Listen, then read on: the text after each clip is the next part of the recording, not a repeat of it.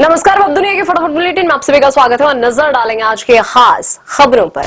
रक्षा अधिग्रहण परिषद ने भारतीय वायुसेना के लड़ाकू विमान राफेल खरीदने के प्रस्ताव को मंजूरी दी। अधिकारियों ने बताया 114 राफेल विमान खरीदे जाएंगे।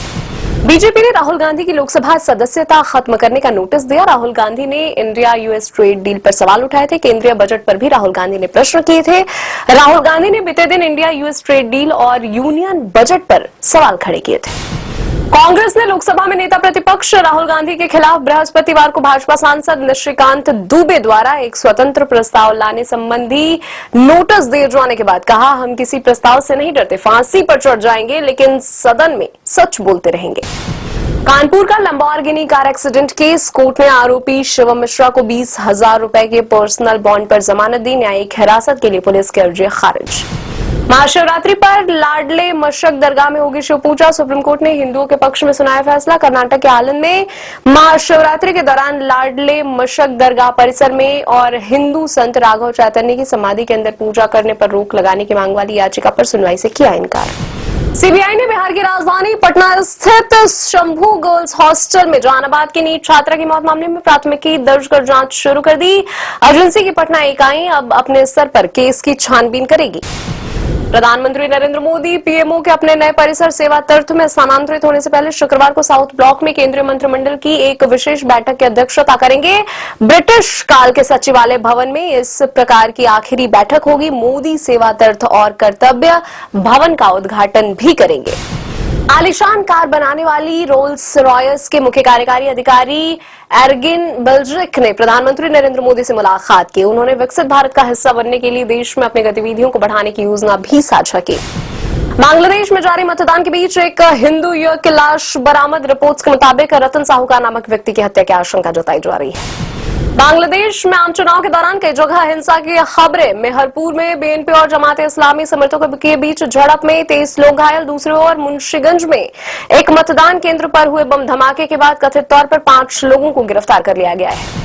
सुप्रीम कोर्ट ने परियोजनाओं को पूर्व प्रभाव से दी गई पर्यावरणीय मंजूरी से संबंधित कांग्रेस नेता जयराम रमेश की याचिका पर बृहस्पतिवार को सुनवाई से इनकार कर दिया। सीजेआई सूर्यकांत और न्यायमूर्ति जॉय माल्या बागची की पीठ ने सवाल उठाया कि याचिकाकर्ता रीट याचिका के माध्यम से न्यायालय के पूर्व के फैसले की समीक्षा का अनुरोध कैसे कर सकते हैं।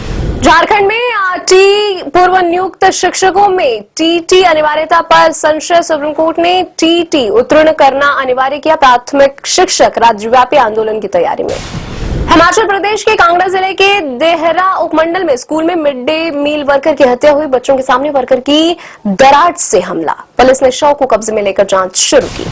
महाराष्ट्र के गोंदिया और भंडारा जिले में नवजात बच्ची की खरीद फरोख्त का चौंकाने वाला मामला। डॉक्टर गैंग का काला खेल।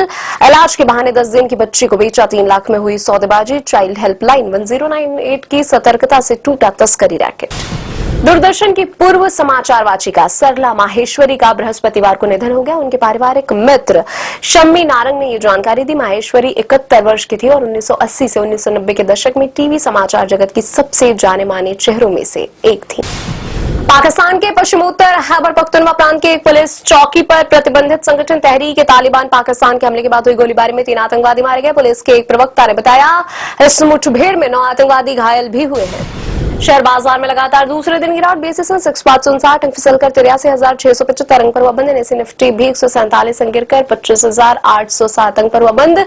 डॉलर के मुकाबले रुपया 17 पैसे मजबूत रहा।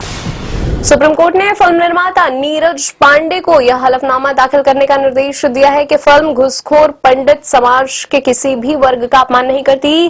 कहा, फिल्म का शीर्षक नैतिकता और सार्वजनिक व्यवस्था के खिलाफ है। जब तक आप हमें फिल्म का बदला हुआ शीर्षक नहीं बताते, हम आपको फिल्म रिलीज करने की अनुमति नहीं देंगे। दिल्ली हाईकोर्ट से राजपाल यादव को नहीं मिली जमानत। अपनी भतीजी की शादी में शामिल होने के लिए एक्टर ने मांगी थी जमानत। 5 फरवरी से तिहाड़ जेल में बंद है राजपाल यादव। तय समय के बाद भी रकम न लौटाने के लिए एक्टर को हुई है 6 महीने की कारावास की सजा।